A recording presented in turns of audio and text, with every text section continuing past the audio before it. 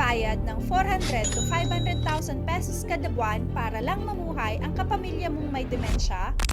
Hey, this is Christy, your SOCMED friend. What if Philippines? What if may dementia village sa Pilipinas?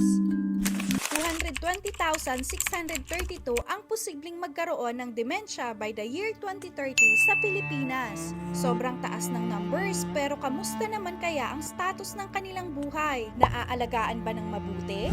Nakakapamuhay ng normal? Only time can tell. Sa dementia village na to, malayang namumuhay ang mga ganitong may sakit. Nakakapag-groceries, exercise, bandings, games at kung anong-anong activities with the help ng kani-kanilang caregivers. Nakalimutan man nila ang past life nila, pero tuloy ang buhay para sa mga susunod na natitirang taon nila. Meron na ba nito dyan? Comment and follow and I'll see you on my next video.